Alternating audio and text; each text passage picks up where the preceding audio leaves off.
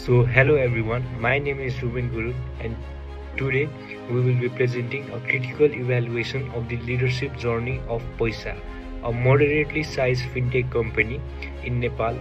Paisa operates in a highly competitive and regulated digital finance sector, competing with major players such as eSewa and Khaldi. In order to accelerate growth, the board members appointed a new CEO, Ansuman Nepali, who brought a strong mindset, international exposure, and a bold vision. His goal was to double Poisa's market share through rapid innovation, cultural change, and regional expansion. However, leadership is not only about having a vision, it is also about how that vision is communicated, how people are motivated, how change is managed, and how leaders respond to conflict and cultural differences. This presentation will first analyze leadership challenges across week 1 to week 8, then apply relevant leadership theories, and finally propose a breakthrough leadership strategy that Poisa should adopt over the next 2 years to achieve sustainable growth. Let us now move into leadership challenges faced by Poisa during this journey. So, in week 1, the CEO introduced a bold and inspiring vision to make Poisa the number one fintech company in Nepal and redefine financial inclusion. This vision energized many employees as reflected by the 60% positive response. However, a large group of employees felt uncertain or pressured. Many did not understand how the vision connected to their individual goals. So the key issue here was that the vision was communicated without sufficient sense making. This highlights an important leadership lesson. Vision alone is not enough. Leaders must translate those vision into clear goals, timelines, and expectations. Without this, inspiration can quickly turn into anxiety. So in week 2, the CEO introduced major cultural changes, including a flat structure and innovation pause. While this was meant to increase agility, it disrupted existing power culture. Younger and tech-oriented staff felt empowered, but senior managers felt ignored and disrespected. While this was meant to increase agility, it disrupted existing power structure. Younger and tech-oriented staff felt empowered, but senior managers felt ignored and disrespected. This created tension between the old guard and the new guard. So the key issue here was that the cultural disruption was made without psychological safety. The key issue here was not the change itself, but how it was implemented. The CEO failed to respect existing organizational culture and did not adequately involve senior leaders in the transition. Hello, my name is Nicole Guru. In week 3, we are going to talk about risky decision making. In week 3, the CEO decided to launch a buy now, pay later features very quickly without talking to the executive team. This decision showed confidence and fast action, but it ignored warnings from the risk and operation teams and also legal rules. Key issues where speed was more important than teamwork. This shows an autocratic leadership style where one person makes decisions alone. In Finns, speed matters, but ignoring others can cause financial loss, legal problems, and damage to the company's image. In week 4 and week 5, we are going to talk about motivation, performance, and rewards.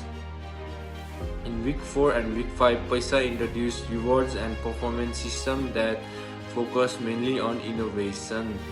This made tech employees happy, but operation and customer service staff felt ignored and unhappy. Later, the company planned to outsource work and stop promotions. This made employees feel insecure and unvalued. This shows that the motivation system must be fair for everyone. If rewards only help one group, it creates inequality and lower employee loyalty. In week 6 and 7, we are going to talk about change in crisis and emotional intelligence. By week 6, employees strongly resisted change. Many senior managers resigned and many employees left the company. In week 7, a public conflict happened between the CEO and CFO during a board meeting. The video went viral and hurt Paisa's reputation. This shows poor emotional intelligence. Leaders fail to control under, emotions, understand each other, and manage conflict. Leaders are always watched, and emotional mistakes can quickly break trust. And in week 8, we are going to talk about cross culture leadership. In week 8, Paisa tried to expand internationally by partnering with an Indian microfinance company. However, the partnership failed because of cultural difference. Paisa wanted fast decision, but the Indian partner preferred building relationship and respecting hierarchy. This shows that global leaders must understand and respect different cultures, not just focus on speed. Hello everyone, I'm Bigan Thapa. I'll be discussing the applications of leadership theories in the Paisa case study and introducing our breakthrough leadership proposal. So now I will apply leadership theories. Firstly, transformation leadership can be seen in the new CEO Ansuman Nepali. He has a strong vision for innovation and rapid growth and digital expansion. This helps Paisa stay competitive in Nepali fintech market. However, the leadership focused too much on the speed and the vision and not enough on employee. Because of this, many staff felt unprepared for change, which led to resistance and high employee turnover. Secondly, participative leadership helps explain Paisa internal problems. Most decisions were made from the top with little employee involvement. Leadership theory suggests that when employees are included in the decision, they feel more motivated and committed. In Paisa's case, the lack of participation increased conflict between departments, especially between operations and innovation teams. Third, change leadership theory, especially Coater's 8-step model, explains why some changes were unsuccessful. Leaders did not clearly communicate the need for the change, nor they supports employee during the process. As a result, change was difficult to sustain. Using Coater's model will help Paisa plan change more clearly and gain employee support. Overall, this theory shows how the Paisa had strong leadership ideas but weak executions when it came to managing people. Now, talking about breakthrough leadership proposal, based on the analysis, we suggest a breakthrough leadership strategy for next 2 years.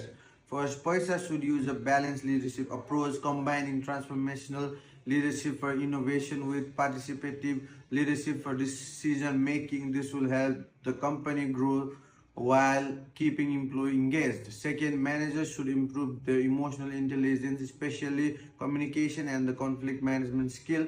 This will reduce internal tension and improve teamwork.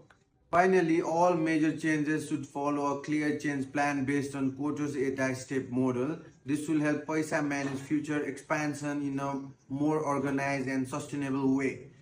Finally, all major changes should follow a clear change plan based on Porter's 8-step model. This will help Paisa manage future expansion in a more organized and sustainable way.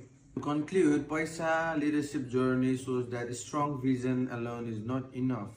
While innovation helped growth, poor communications and limited employee involvement created challenge. By applying leadership theories more effectively and following a balanced leadership strategy, Paisa can improve its culture, increase performance, and achieve a long-term success. Thank you.